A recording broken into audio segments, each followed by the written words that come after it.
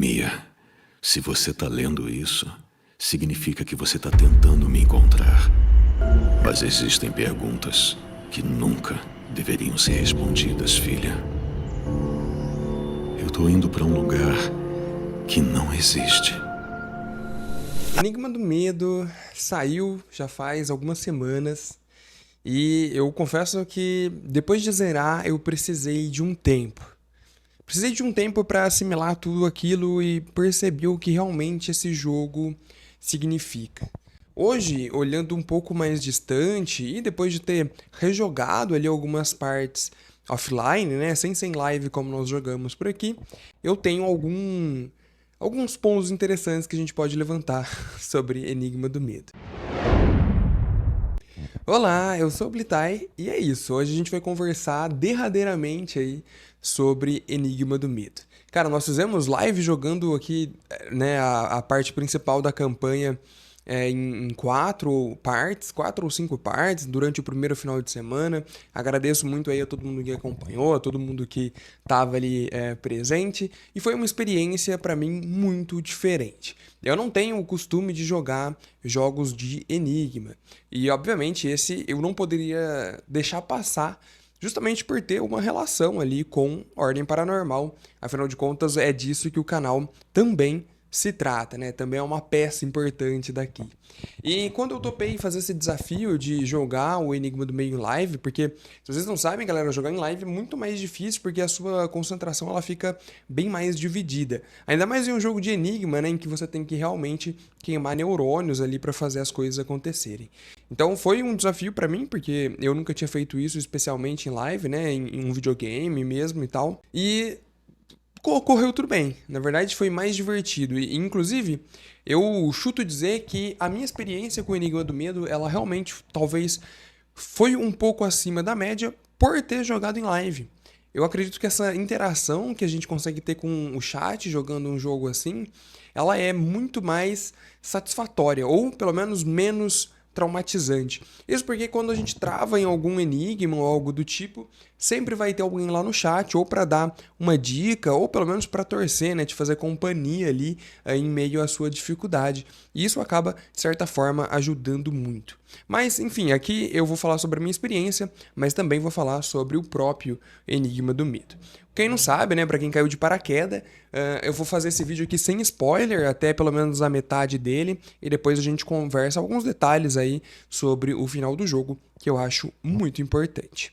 Vamos nessa, não esqueça de deixar o like, se inscrever no canal, clica aí no botão Seja Membro, deixa o seu comentário sobre Enigma do Medo, já jogou, vai jogar, o que você achou? Comenta aí que é muito importante, e vamos nessa sem enrolação, porque eu tenho bastante coisa para falar sobre isso. Primeira coisa muito importante que eu queria dizer sobre o Enigma do Medo é que ele é um jogo cativante. Enigma do Medo ele é aquele jogo meio 2D, com um jogo de luzes, né, mais realista, o que deixa o jogo muito bonito. Eu ouso dizer até que ele é um jogo quase que único nesse sentido. Jogo 2D, obviamente, a gente tem de monte, mas o jeito que as luzes são trabalhadas nesse jogo, e principalmente o jeito em que eles distribuem pistas e documentos, torna o Enigma do Medo como se fosse uma característica bem única daquele jogo, e principalmente com as integrações que ele consegue fazer com Ordem Paranormal. Uma pergunta muito legal que me fizeram é se o Enigma do Medo ele é um jogo para fãs de Ordem Paranormal. E eu posso dizer que sim e não. Eu acho que sim, porque ele é um verdadeiro presente para os fãs de Ordem Paranormal. Você vai ter ali uma experiência direta e original relacionada ao cânone de Ordem Paranormal, né? Você jogando como a Mia, que é a nossa protagonista dessa história, junto com o seu cachorrinho, né, o Loop, eles são uma peça cânone do universo de Ordem e eles fazem parte daquilo que ainda vai acontecer. Eu não tenho a menor dúvida de que a Mia ainda vai ser muito importante no futuro do RPG de Ordem Paranormal. Mas, ao mesmo tempo, eu acho que ele não é um jogo exclusivamente destinado ao pessoal que acompanha o universo de Ordem Paranormal. Na verdade, dá pra ver bem assim o esforço em que foi feito para que as referências fossem bem sutis e que você não precisa necessariamente saber as coisas que aconteceram no RPG para jogar o jogo ou para aproveitar o máximo que o jogo tem a oferecer. A sua experiência sem conhecer o RPG de Ordem Paranormal, ela ainda vai ser ótima mesmo assim, isso eu não tenho a menor dúvida. Mas mas ao mesmo tempo aquela pessoa que acompanhou os RPGs, aquela pessoa que sabe, tem um conhecimento um pouco além do que é aquilo, ela vai ter referências prazerosas. Por exemplo, você enfrentando ali um zumbi de sangue, que é um monstro, né, bem comum que aparece, tá no trailer e tudo mais, então não é nenhum tipo de spoiler. Você conhecendo ele pelo RPG de Ordem Paranormal, você já sabe tudo dele. Você sabe, você tem a ficha dele. Você sabe o VD, você sabe a quantidade de vida, você sabe como ele reage, você sabe como ele se transformou naquilo antes mesmo de você encontrar qualquer documento sobre ele no jogo. E isso é muito legal, né? Isso te dá realmente uma ambientação de estar. Você fala, não, tá, isso aqui realmente é a Ordem Paranormal. Ao mesmo tempo, a pessoa que não conhece o RPG, ela vai ver aquele zumbi de sangue, ela vai falar, pô, é um monstro aqui, tipo um zumbizão, e é isso, e vai lutar contra ele. Ainda é divertido, mas eu quero que você entenda, né, o que eu quero destacar aqui é que como conhecer o RPG, ele te dá um plus, ele te dá um gostinho a mais, que não interfere em nada no jogo em si, mas deixa a sua experiência talvez um pouco mais sofisticada, eu não sei. Por isso que eu falo que ele é um presente para os fãs. Enigma do Medo, com certeza, é um presente para os fãs de Ordem Paranormal. Mas, ainda assim, ele é um jogo muito importante para o cenário brasileiro de videogames. É um jogo que, na sua estreia, teve aí, né, 10 mil jogadores simultâneos na Steam, talvez até um pouco mais, se eu não me engano, e para os termos brasileiros, até para termos internacionais, né, é um número excelente, é um número muito bom mesmo. E continuando sobre a temática do jogo, a Mia, né, e o seu cachorrinho Lupe, eles vão atrás do pai da Mia, que é o Senhor Veríssimo. O primeiro nome dele é desconhecido, e apesar de eu ter algumas ressalvas quanto a isso, é um nome desconhecido. Ela vai até lá porque ele simplesmente sumiu. Acompanhado dela tem a Agatha, que aí sim é um personagem realmente muito cânone e que nasceu dentro da primeira temporada de Ordem Paranormal. Inclusive tem um especial aqui no canal só sobre ela, eu vou deixar linkado aí pra vocês, que conta, né, toda a história da Agatha em si. E o Samuel, que ele fez algumas participações já também no RPG, mas nunca nada extremamente relevante e tudo mais. E eles vão até um tal de perímetro, um lugar que existe, que as pessoas têm muita interferência, não sabem muito bem o que acontece lá, e a Mia vai descobrindo aos poucos, junto com a gente, né, controlando ela, o que aconteceu ali, quem morava ali e o que de fato se passava. Nós descobrimos muito além, até que descobrimos que tem outra equipe antiga, anterior, que foi enviada para o local e coisas horríveis aconteceram e essa equipe nunca mais retornou, talvez ali com exceção do Senhor Veríssimo. E existe uma obsessão pelo medo, afinal de contas é por isso que é Enigma do Medo. O medo ele parece ser o elemento que dita todo o comando daquilo. Ainda assim, é estranho. Apesar do medo ele estar no nome do jogo e de fato ele ser o elemento que guiaria tudo, nós ainda assim ficamos sem uma resposta óbvia sobre o medo. E eu acredito que isso seja de fato proposital. O Selbit comentou com a gente que...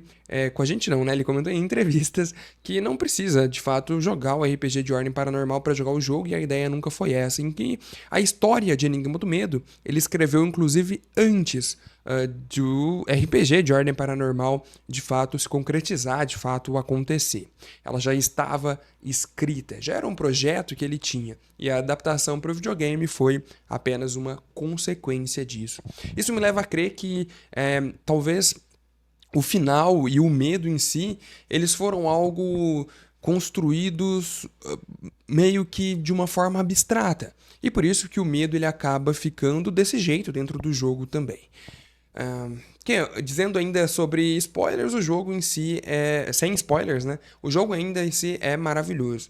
Além dessa curiosidade de tentar descobrir aos poucos o que aconteceu com essa equipe anterior da Ordo Realitas, que foi ao perímetro investigar, nós acompanhamos também os acontecimentos da família Strah, uma família bizarra que existia lá, que me lembra inclusive muito a família do Resident Evil 7, e eu achei que o jogo ele teria uma guinada nesse tipo e fui surpreendido quando, de fato, o foco não está propriamente na família Strah, mas também está muito na equipe anterior da Ordo Realitas. E a gente conhece essas pessoas, não diretamente, mas nós ouvimos falar, descobrimos registros, pistas, gravações, e o grande trunfo do Enigma do Medo pra mim é como a gente consegue se importar com essas pessoas, mesmo sem ter um diálogo direto com elas, mesmo sem, sabe, jogar com elas. Aí vendo até através de documentos, lembranças, gravações, nós conseguimos conhecer cada um desses personagens da antiga equipe, e principalmente nos preocuparmos com ele. E ficar sentido com o que aconteceu. Essa equipe antiga, ela consegue, cada um dos seus personagens, à sua maneira, é claro, provocar sentimentos na gente. Eu acho que isso é genial. Isso é realmente um trunfo que eu não esperava encontrar ali e me surpreendeu muito mesmo.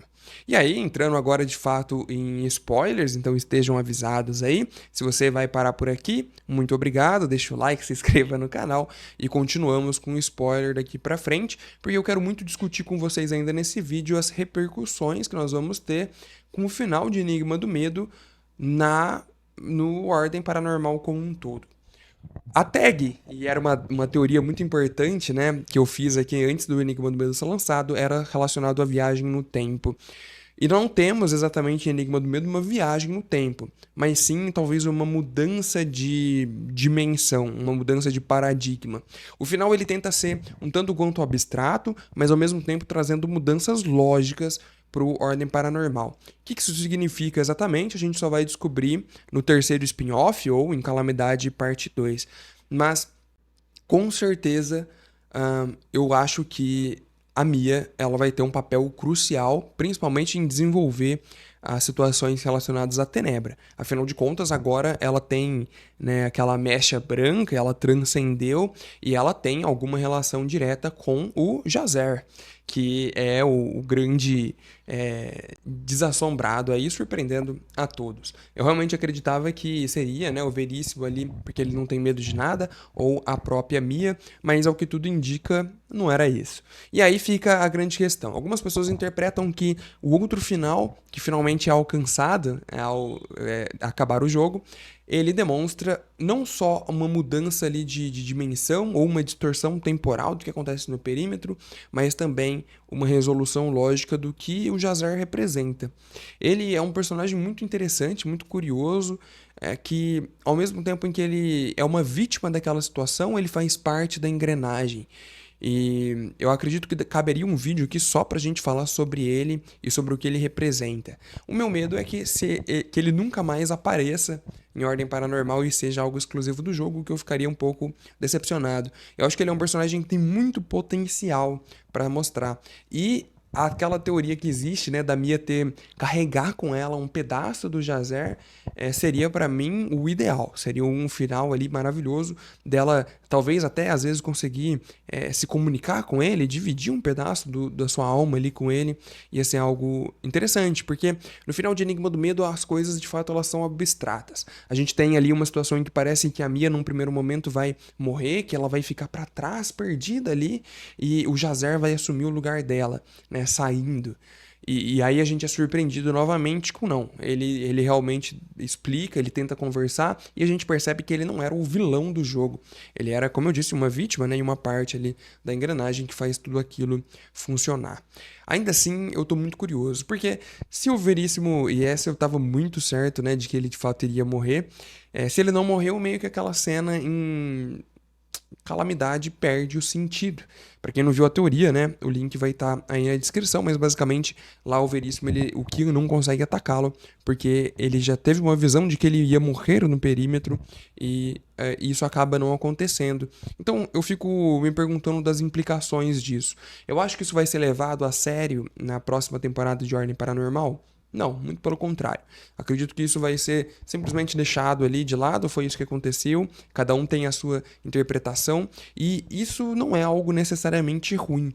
Quando uma obra de arte, um videogame de fato é uma obra de arte, ele deixa principalmente um final aberto, assim, para caber algumas interpretações e alguns raciocínios em cima daquilo, eu acho que isso pode ser muito bom, muito benéfico, porque a vida é assim, né? E a arte, claro, imita a vida.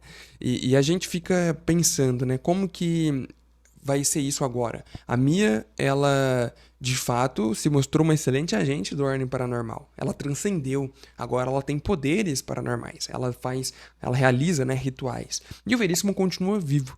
Então, quando eles entrarem em prática na próxima temporada de Ordem, eu acredito que a gente vai ter ótimas respostas relacionadas a isso. Será que a Mia vai se tornar uma personagem jogadora dentro da campanha? Ou ela vai ser tipo um NPC que vai estar junto com o pessoal?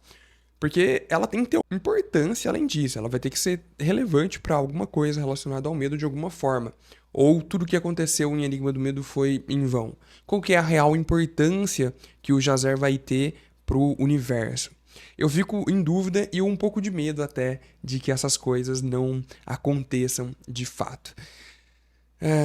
Sobre a equipe antiga da Horda Realitas, com o novo final, né, a gente descobre ali que, na verdade, o Calisto também sobreviveu e também está entre a gente. Provavelmente, nessa nova dimensão, o que de fato aconteceu foi apenas a morte da Sofia, que ainda deixaram em aberto, né, não tem uma confirmação clara de que ela é a mãe da Mia, mas eu acho que ninguém mais tem dúvida relacionada a isso. E nesse novo final, nessa nova dimensão, tudo indica que o Veríssimo, né, foi até lá deixar flores para o túmulo dela, porque lá nessa área do perímetro, onde antes era, né, a área do perímetro nessa outra realidade, é apenas o lugar em que ela foi enterrada. E aí ficamos com muitas perguntas no final, e que eu não sei se necessariamente elas vão ser respondidas ou se elas precisam ser respondidas. De qualquer forma, Enigma do Medo para mim foi uma experiência diferente, desafiadora, porque os enigmas em si eles são de fato muito bem pensados, muito bem criados e com resoluções que você sempre tem que pensar fora da caixa ou interpretar de um modo diferente. Dito isso, Enigma do Medo vai ser um jogo muito marcante e eu acredito que no futuro ele de fato vai demonstrar um jogo muito importante para o cenário brasileiro de videogames, né? E não só para o RPG de mesa como um todo, porque a gente não consegue ver, obviamente, há tão pouco tempo do lançamento, as influências que ele vai ter. Mas assim como a Lenda do Herói, que também foi feito pela Dumativa vários anos atrás, ele ainda é um jogo muito falado e importante dentro do meio, eu acredito que Enigma do Medo será ainda mais, né? E fico impressionado quando o Cellbit já declarou oficialmente que ele pretende fazer mais videogames no futuro, né? Que ele não vai parar em Enigma do Medo, provavelmente inclusive falando de outras histórias. Nos resta aguardar e aproveitar Enigma do Medo, porque eu tenho certeza que ainda existem várias coisas que a gente pode se divertir e descobrir dentro do jogo. Espero que vocês tenham curtido, deixem um like, se inscrevam no canal. Em 2025 teremos muito mais Ordem Paranormal rolando por aqui, vocês não perdem por esperar. Um abraço, muito obrigado e tchau, falou!